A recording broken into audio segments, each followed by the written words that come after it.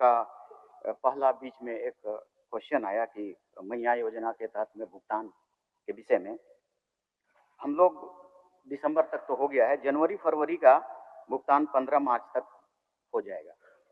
15 मार्च तक हो जाएगा। हालांकि पैसा मार्च का भी भेज दिया गया है, मगर जनवरी फरवरी का भुगतान 15 मार्च तक मैया योजना का पैसा हो जाएगा।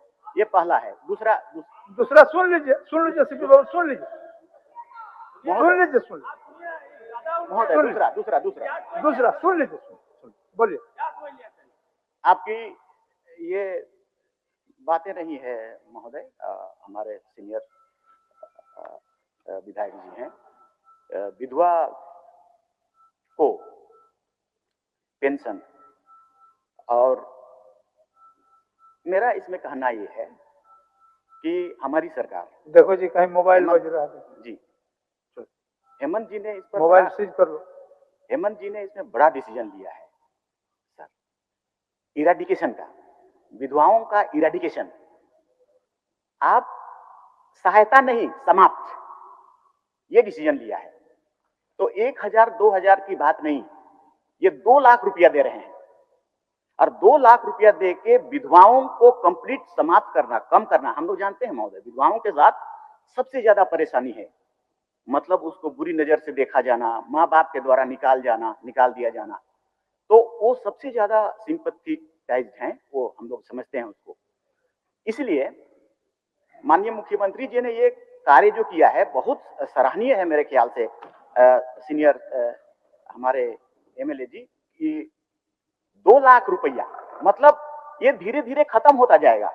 विधवा जो होते जाएंगे, अभी आपने कहा 30 साल के विधवा हो गए हैं, तो उसको पुनर्विवाह की जरूरत है। पुनर्विवाह 1000 2000 में तो होगा नहीं, 2 लाख में हो जाएगा। और अगर और ज्यादा सिंपैथी है तो हमारा डिमांड होगा, मांग होगा कि हमारा इस विभाग का मंत्री अन्नपूर्णा देवी जी भी हैं, अगर मुख्यमंत्री 2 लाख दे रहे हैं तो प्रधानमंत्री भी 2 लाख देते हैं। 4 लाख में तो सभी विधवा ही समाप्त हो जाएंगे। तो दिस इज इराडिकेशन के लिए ऐसा बेहतर योजना है महोदय, इसलिए हम लोग उसको अप्रिशिएट करेंगे जरूर। जो कदम अच्छा है तो सबको अप्रिशिएट करना ही चाहिए मेरे ख्याल से। तो ये जवाब है। पहली बात तो अध्यक्ष महोदय, कौन माननीय मंत्री है, हेलमेट लगाए हुए हैं कि क्या लगाए पता नहीं चल रहा है। हाँ, नहीं पहचान पा रहे, नाम बता दिया जाए कौन मंत्री है। हम नहीं पहचान पा रहे, सही बता रहे हैं, मजाक नहीं कर रहे, सही बता रहे, नहीं पहचान पा रहे। चलिए अच्छा पता चल जाएगा, बोलिए कुछ। मंत्री है, नाम से क्या पता? नहीं नाम जानना जरूरी है ना। अच्छा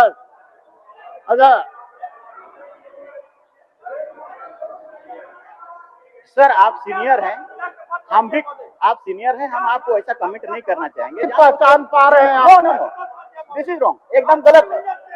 आप जान रहे हैं, जानते हैं, 15 साल से जानते हैं, और 15 साल से मैं टोपी पहन रहा हूं, वो भी जानते हैं आप, लेकिन जबरदस्ती ह्यूमिलेट करने का प्रयास करिएगा। अरे नहीं करते हैं, अरे हम आपका आदर करते हैं, इसीलिए नहीं बोल रहे हैं। आपको कौन ह्यूमिलेट कर पाएगा? नहीं आपको कोई ह्यूमिलेट नहीं कर पाएगा, और हमारी ताकत का है किसी मंत्री को ह्यूमिलेट करने का। ठीक है, मैं पूछता हूँ माननीय अध्यक्ष महोदय, इन्होंने कहा कि 15 मार्च तक मिल जाएगा मैया सम्मान योजना का। तो अध्यक्ष महोदय, मेरा आग्रह करना है, आग्रह ही कर सकते हैं कि 14-15 को होली है अध्यक्ष महोदय, और यहाँ छुट्टी भी है अध्यक्ष महोदय। विधानसभा का जो तालिका दिखेगा उसमें छुट्टी है, तो आप होली के पहले देते तो मैया सम्मान योजना की राशि से कम पुआ धुसका तो पका के खाते अध्यक्ष महोदय। लेकिन इसलिए नहीं देंगे 14-15 को देंगे अध्यक्ष महोदय, ये देंगे ईद के समय, पहले नहीं देंगे अध्यक्ष महोदय, ईद के समय देंगे, क्योंकि होली है अध्यक्ष महोदय। नंबर 1, अब बार क्या मंत्री जी आप कुछ बोल रहे हैं? अच्छा मंत्री जी हो जाएगा, हो जाएगा, पहले होली से पहले हो जाएगा। धन्यवाद। एक चीज के लिए आपको धन्यवाद। क्या बोलना चाहते हैं? चलिए 1 मिनट सुन लीजिए, इरफान साहब क्या बोलने के लिए व्याकुल है, बोलिए। ये बार हमको कोट किए सर, सीपी सिंह जी जो है सर, वरीय विधायक रहे हैं सर, मंत्री भी रहे हैं। अभी हम कहना चाहते हैं सर, अगर हमारे बीच हेमलाल बाबू हमारे वरिष्ठ गार्जियन भी है। जब जब से बातें हो रही है उन्हीं के परिप्रेक्ष्य में हम क्वेश्चन आंसर कर रहे हैं। तो आप बहुत बड़ा हिटलर और जानकार तो नहीं है जो आप हर चीज में उंगली करते हैं। और सर कहना चाहता हूँ, मदरसा के बच्चे के बारे में बोला उन्होंने। सर मैं मदरसा में पढ़ा हूँ, मैं इंग्लिश स्कूल में ही पढ़ा हूँ, याद रखिएगा। और मदरसा के बच्चे भी हैं, आईएएस भी बनते हैं और आईएएस भी बनते हैं। ये संकीर्ण जो मानसिकता है उसको निकाल दीजिए। मैं कहना चाहता हूँ। आपका जवाब आपको मिल गया? नहीं मिला ना। 1500 वो तो होली के पहले ही हो जाएगा, बोल दिए। अध्यक्ष महोदय, वो तो एक का जवाब उन्होंने दे दिया था। अच्छा, और दूसरा पूछिए दूसरा अध्यक्ष महोदय, ये जो लंबा चौड़ा भूमिका दी अध्यक्ष महोदय, ये 2 लाख रुपया पुनर्विवाह, ये विवाह वो विवाह करवाएंगे अध्यक्ष महोदय। एक कहावत है देहात में, न नौमन तेल होगा न राधा नाचेगी। नंबर 1। मैं तो ये कह रहा हूं ना भाई कि अभी आप अध्यक्ष महोदय, हम सभी विधायक इस विधानसभा के सदस्य अध्यक्ष महोदय, क्या वेतन यहाँ पर कोई 7 साल का सीनियर है, कोई पहली बार जीत के आया है अध्यक्ष महोदय, वेतन सबको बराबर मिलता है कि अलग अलग मिलता है अध्यक्ष महोदय? उसी प्रकार से 18 साल से 50 साल की आयु की कोई भी महिला हो, चाहे वो विधवा हो, चाहे विकलांग हो, चाहे सामान्य हो, उसको 2500 रुपये मैया सम्मान योजना की राशि मिलनी चाहिए। मैं ये मांग करता हूँ अध्यक्ष। हो गया, इसमें क्या दिक्कत है? अब दूसरी बात अध्यक्ष, हो गया दूसरी बात उसका सुन लीजिए। हाँ, बस हो गया। आप सवाल बाबू सवाल को इतना लंबा रगड़ देता है ना, फिर मैं जवाब देने वाला का भी दिमाग से फिर मैं बैठ जाऊँ। उतना ही तो बात है कि समरूप होना चाहिए। अरे विद्वान मंत्री जी विद्वान है, कैसे दिमाग से? अभी आप थोड़ा देर पहले मंत्री जी को पहचानने से इनकार कर दिए, फिर अभी उनका विद्वता का बोल रहा। अभी भी मैं बोलिए मंत्री जी, बोलिए। अभी विद्वता का बड़ाई कर रहे हैं, पहले पहचानने से इनकार कर दिए, बड़ा मुश्किल है। चलिए उनका समरूप कहने का मतलब है, माननीय मंत्री जी सर, उनका कहना है कि 2500 रुपया मैया सम्मान योजना में जिस तरह मिलता है विकलांगों को या विधवा को 1000। एक छोटी बात हम कह रहे हैं, उसी में बोल दीजिए। उसी में मान लिया कि विधवा पेंशन के लिए हम कहते हैं कि 5000 होना हो। अब इसमें स्टेट का भागीदारी और केंद्र का भागीदारी, केंद्र का भागीदारी बहुत छोटा है। तो क्या केंद्र, अगर हम 5000 आप डिमांड करते हैं और स्टेट 2000 देती है तो 3000 केंद्र देगी क्या? अगर आप पूछ लीजिए, अगर ओके करेगा तो हम लोग भी दे देंगे, केंद्र से मांगिए 3000। चलिए, दोनों का हिस्सा होता है। अध्यक्ष महोदय, अभी मैंने सही बात बता रहे थे, मैं कसम खा के बोल रहा हूँ, मैं यहाँ से नहीं पहचान पा रहा। अच्छा ठीक है, चलिए। मैं नहीं पहचान पा रहा। नहीं, वही सब उम्र का तकाजा होता है, हमको भी पहचानने में दिक्कत कभी कभी हो जाए। अध्यक्ष महोदय, भाई अध्यक्ष महोदय, आप लोग 7 बार के हैं, 7 बार हैं, स्वाभाविक सी बात है। अध्यक्ष महोदय, एक चीज मैं बोल रहा हूँ, आप बहुत कुछ बोल गए ऊपर बैठ के अध्यक्ष महोदय, लेकिन उसका कुछ मुझे चिंता नहीं रहता अध्यक्ष महोदय। आप हमको ज्यादा प्यार करते हैं, इसीलिए ना हम कभी कभी बोल देते हैं। कहा गया है ना अध्यक्ष महोदय, आप ज्यादा हमको करते हैं, इसलिए हम कभी कभी माने उदंडता कभी कभी आपको नहीं, आप उदंडता नहीं किए, लेकिन मैं भी एक चीज कहना चाह रहा हूँ कि जिसका वजूद होता है ना वो बिना पद के भी मजबूत होता है। चलिए, सही। मैं लास्ट में एक बार, माननीय मंत्री जी ने कहा, एक मिनट माननीय मंत्री जी एक मिनट धैर्य रखिए। बस अंतिम मैं लास्ट है मेरा अध्यक्ष महोदय, मेरा लास्ट है माननीय मंत्री चमरा लिंडा जी से कि आपने अभी कहा कि केंद्र देगी क्या मैया सम्मान योजना तय करने के पहले केंद्र से पूछे थे क्या? इसका जवाब चाहिए अध्यक्ष महोदय। मैया सम्मान योजना लागू करने के पहले क्या केंद्र से आपने पूछा था क्या? केंद्र तारंकित, चलिए मोहम्मद ताजुद्दीन पूछिए। उत्तर प्राप्त है। उत्तर के प्रखंड 1 और 2 में सरकार ने स्वीकार किया है कि प्रतिवर्ष गंगा कटाव के कारण रैयत और किसानों की भूमि गंगा में समाहित हो रही है और आर्थिक नुकसान उठाना पड़ रहा है। उस पे मैं आपके माध्यम से मंत्री जी से जानना चाहूंगा कि आंशिक स्वीकारात्मक इन्होंने लिखा है, पर वहां पे ऐसा बिल्कुल भी हर साल बहुत बड़े पैमाने पे गंगा कटाव आता है। मैं अपने आप को खुशकिस्मत कहता हूं कि मैं झारखंड के उस विधानसभा से आता हूं जो सिर्फ एकमात्र गंगा हमारे यहाँ ही मैं उसके तट पे रहता हूं। पर लगभग 3 महीना बाढ़ के दिनों में हर वर्ष वहां पे बाढ़ आना ही आना है और वो बहुत बड़े पैमाने पे आती है। सरकार की तरफ से जो इस बार जो भी हो रहा है बहुत कम माना जा रहा है। अभी वो टोटल अभी दिखा रहे हैं 700, ये मैंने 900 मीटर दिखा रहे हैं और 83 किलोमीटर में वहां गंगा नदी है। मेरा एक खास विनती होगा कि इस बार भी अगर पंचायत भवन आबादी बहुत सारे घर बिल्कुल गंगा में समाहित हो रही है, हम सरकार से ये जानना चाहेंगे कि अभी तक झारखंड बनने के बाद कितना जमीन गंगा में समाहित हो चुका और कितने विस्थापित हो चुके और कितने विस्थापित को अभी तक जमीन या वैसा रकम मुहैया कराया गया कि फिर से उनको बसाया जा सके। माननीय मंत्री जी,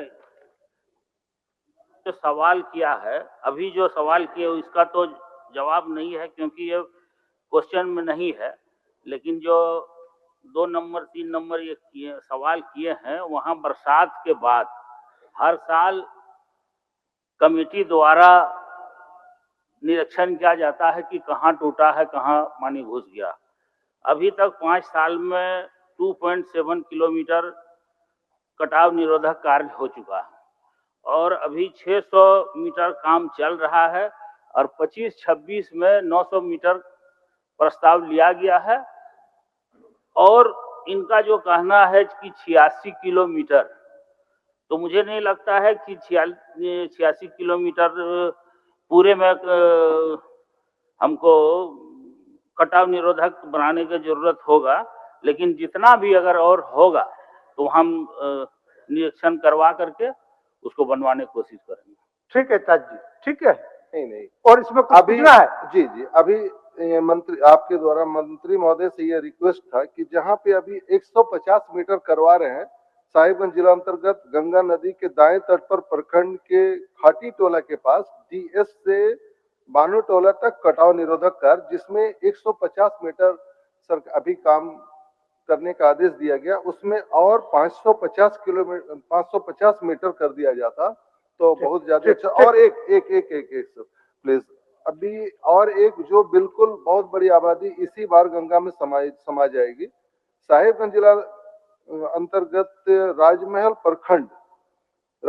प्रखंड में मझर टोला, कमाल टोला, हाजी पीर अली टोला में के सामने कटाव 900 मीटर है। इसको प्लीज इस बार करा दिया जाए। माननीय मंत्री जी कुछ ज्यादा बढ़ाने के लिए बोल रहे हैं। ठीक है, इसमें निरीक्षण करवा करके और जितना जरूरत होगा करवा देंगे।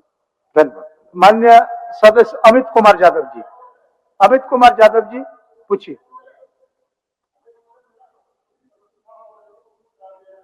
माइक में बोलिए, माइक में।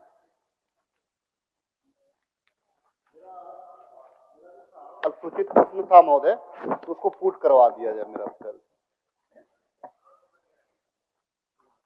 ठीक है, उसको पुट कर। अध्यक्ष महोदय बोलिए अमित जी। इसमें स्पष्ट हमने पूछा अध्यक्ष महोदय सरकार से कि हजारीबाग जिला अंतर्गत अध्यक्ष महोदय बरकट्ठा प्रखंड है, इचाक है, दारू है, टाटी जरिया है और कोडरमा का जयनगर है। तो अध्यक्ष महोदय इसमें कोल्ड स्टोरेज की हम बात कर रहे हैं, सरकार हमको जवाब दे रही है अध्यक्ष महोदय कि हजारीबाग जिला में है। तो हजारीबाग और इचाक बरकट्ठा कहाँ से कहाँ है अध्यक्ष महोदय? हमारा सीधा कहना है कि हमारे विधानसभा क्षेत्र अंतर्गत बरकट्ठा, इचाक, दारू, टाटी जरिया या कोडरमा का जयनगर प्रखंड में आप कब तक वहां पे कोल्ड स्टोरेज का निर्माण कराएंगे? माननीय मंत्री। अध्यक्ष महोदय, हमारे सरकार के द्वारा 21-22 और 22-23 में मॉडल शीतगृह निर्माण योजना चलाया जा रहा है अध्यक्ष महोदय, और लगभग 20 जिलों में हम लोगों को गृह का निर्माण करना है, जिससे मुझे बताने में भी खुशी हो रही है कि हजारीबाग जिला में अध्यक्ष महोदय हम लोगों ने बिल्डिंग कंप्लीशन करने के बाद वहां पे एजेंसी को भी हैंडओवर कर दिया गया है, और हजारीबाग जिला में अभी 5000 एमटी का जो कोल्ड स्टोरेज है वो फंक्शनल भी है। माननीय विधायक जी का जो चिंता है कि हमारे विधानसभा में या विभिन्न प्रखंड में, अध्यक्ष महोदय अभी प्रखंड स्तर पे कोल्ड स्टोरेज निर्माण का ऐसा कोई योजना नहीं है, क्योंकि कैपिटल एक्सपेंडिचर जो होता है स्टेज वाइज करने का हमारा प्रयास है अध्यक्ष महोदय। पहले जिला, फिर हम लोग प्रखंड में जाएंगे, मगर किंतु प्रखंड स्तर में भी आपके यहाँ पे 30 एमटी क्षमता का शीतगृह और 5 एमटी का शीतगृह अभी है वहां पे, मगर 5000 एमटी का शीतगृह केवल जिला स्तर पे ये योजना चलाया जा रहा है। अध्यक्ष महोदय, हमारे यहाँ बरकट्ठा का दूरी हजारीबाग से 60 किलोमीटर अध्यक्ष महोदय, और जो चलगुस्सा का दूरी है 100 किलोमीटर अध्यक्ष महोदय। और एक किसान अगर 100 किलोमीटर कोई भी सामान को ले जाता है, बीज है, भंडारण करने के लिए है या कुछ भी है, तो अध्यक्ष महोदय ये संभव है क्या कि एक किसान 100 किलोमीटर दूर जाके कोल्ड स्टोरेज में वहां पे वो हमारा कहना है कि जहाँ पे फसल उपजाया जाता है, जहाँ पे सब्जियां उपजाई जाती है, वैसे स्पेसिफिक जगह को आप चिन्हित करें। हमारा कहना है कि हजारीबाग टाउन में तो कोई फसल नहीं उगाता है, बीज नहीं रखता है, इचाक में रखते हैं लोग, बड़का गांव में रखते हैं लोग, इस प्रकार से डोमचांच में रखते हैं लोग, स्पेसिफिक जगह किसानों का। तो अध्यक्ष महोदय वैसे स्थिति में बरकट्ठा में जो हम लोग का व्यापारी है, कलाबाद है, वहां पे सब्जी वहां से दूसरे जगह जाता है, इचाक का धनिया पत्ता हो, चाहे आलू हो, चाहे टमाटर, जो विदेशों तक जाता है, बनारस के माध्यम से जाता है अध्यक्ष महोदय, तो वैसे स्पेसिफिक जगह पे खोलने का प्रयास करिए। इचाक का सब्जी कहाँ तक जाता है अमित जी, हमारा अब जवाब वैसे जगह पे अब जवाब माननीय मंत्री जी। अध्यक्ष महोदय, माननीय सदस्य बहुत ही चिंतित है किसानों को लेके, और हमारी सरकार उससे भी ज्यादा चिंतित है। मैं इस बात से सहमत हूं कि 100 किलोमीटर किसी भी किसान को ट्रैवल करने में दिक्कत होगी। अगर आप चाहते हैं वैसे कोई एफपीओज है, कुछ लैम्प्स है जिनके खेत में अगर हम लोग 5 एमटी का या 30 एमटी का बना सकते हैं, तो निश्चित रूप से वो हमें लिख के दे, तो हम लोग उसको अपने प्रोजेक्ट में टेकअप कर सकते हैं। हो गया, धन्यवाद अध्यक्ष महोदय। माननीय मंत्री जी, एक सूचना, अभी कोल्ड स्टोरेज का जो स्थिति है, जो आपने टेंडर फ्लोट करने से लेकर के निर्माण तक जो कालखंड या अवधि लगा है, उससे ज्यादा अवधि या समय विभाग व्यय कर रहा है उसको जनता को या किसान को समर्पण करने के लिए। इसको दिखवा लीजिए। जी अध्यक्ष। धनंजय जी, आपका क्वेश्चन स्थानांतरित हो गया है, आपको दूसरे जवाब मिलेगा उसके बाद। आपका क्वेश्चन स्थानांतरित हो गया है ग्रामीण विकास में। आपको ग्रामीण विकास का जिस दिन जवाब होगा उस दिन आपको जवाब मिलेगा। माननीय सदस्य श्री मनोज कुमार यादव जी।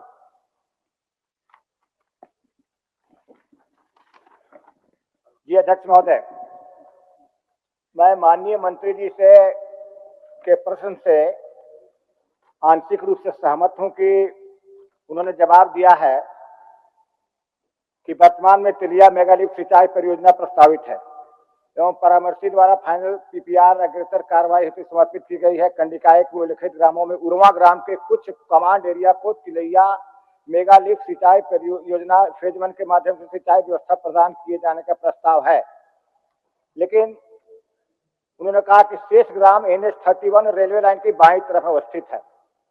तो माननीय मंत्री से मेरा प्रश्न यह है कि जो शेष ग्राम खांडी, कोटवाडी, जामोखाड़ी जो है वह तिलैया डैम से 500 मीटर के करीब है, बहुत ही नजदीक है। तो अगर आप मेगा लिफ्ट सिंचाई परियोजना से उसको कवर नहीं कर सकते हैं, तो आप और दूसरे योजना से उसको लेकर के सिंचाई कराने की व्यवस्था करना चाहते हैं कि नहीं? माननीय मंत्री जी, बट जवाब सुन लीजिए। अध्यक्ष महोदय, अभी जो तिलैया